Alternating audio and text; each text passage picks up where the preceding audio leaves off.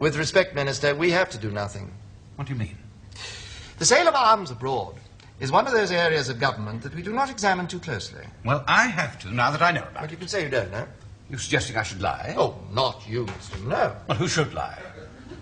Sleeping dogs, Minister. I'm going to raise this. No, Minister, I beg you. A basic rule of government is never look into anything you don't have to. And never set up an inquiry unless you know in advance what its findings will be. Read this. We're talking about good and evil. Our Church of England problem. No, our problem. We are discussing right and wrong. You may be, Minister, but I'm not. It would be a serious misuse of government time. Selling arms to terrorists is wrong. Can't you see that, Humphrey? No, Minister. Either you sell arms or you don't. If you sell them, they will inevitably end up with people who have the cash to buy them. But not terrorists. Well, I suppose we could put some sort of government health warning on the rifle, perhaps. This gun can seriously damage your health. It's all very well to take this lightly, Humphrey, but we cannot close our eyes to something that is as morally wrong as this. Very well, Minister. If you insist on making me discuss moral issues, may I point out to you that something is either morally wrong or it isn't. It can't be slightly morally wrong. No, don't quibble, Humphrey. Government isn't about morality. Really? What is it about? Stability. Keeping things going. Preventing anarchy. Stopping society. Falling to bits. Still being here tomorrow. What for? Beg your pardon. What is the ultimate purpose of government, if it isn't for doing good? Minister, government isn't about good and evil. It's only about order or chaos. And it's in order for Italian terrorists to get British bombs. And you don't care. It's not my job to care. That's what politicians are for. My job is to carry out government policy. Even if you think it's wrong? Well, almost all government policy is wrong, but frightfully well carried out. Humphrey, have you ever known a civil servant to resign on a matter of principle? I should think not. What an appalling suggestion. For the first time, I fully understand that you are purely committed to means and not to ends. Well, as far as I'm concerned, Minister, and all of my colleagues, there is no difference between means and ends. If you believe that, Humphrey, you will go to hell.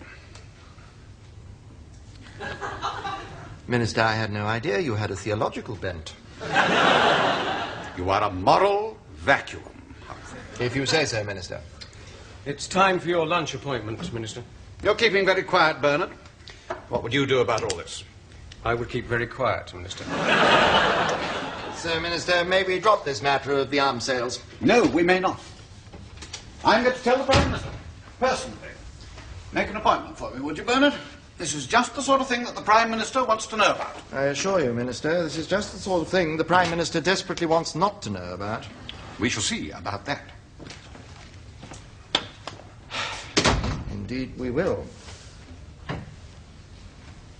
What's the matter, Bernard?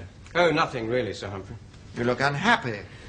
Well, I was just wondering if the Minister was right, actually. Very unlikely. What about? About ends and means. I mean, will I end up as a moral vacuum, too? Oh, I hope so, Bernard.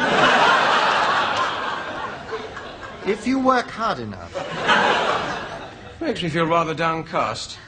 If it's our job to carry out government policies, shouldn't we believe in them? Oh, what an extraordinary idea. Why? Bernard, I have served 11 governments in the past 30 years. If I'd lead in all their policies, I would have been passionately committed to keeping out of the common market and passionately committed to going into it. I would have been utterly convinced of the rightness of nationalizing steel and of denationalizing it and renationalizing it. In capital punishment, I'd have been a fervent retentionist and an ardent abolitionist. I would have been a Keynesian and a Friedmanite, a grammar school preserver and destroyer, a nationalization freak and a privatization maniac, but above all, I would have been a stark-staring, raving schizophrenic. So what do we believe in? At this moment, Bernard, we believe in stopping the Minister from informing the Prime Minister. But why? Because once the Prime Minister knows, there will have to be an inquiry, like Watergate. The investigation of a trivial break-in led to one ghastly revelation after another, and finally the downfall of a president. The golden rule is, don't lift lids off cans of worms. No, Sir Humphrey. Everything is connected to everything else. Who said that? The Cabinet Secretary? Nearly right. Actually, it was Lenin. So how do you stop a Cabinet Minister talking to a Prime Minister? Well, now, that is a very interesting question. You tell me. I don't know. Well, work it out, Bernard. You're supposed to be a high flyer. Or are you really a low flyer, supported by occasional gusts of wind?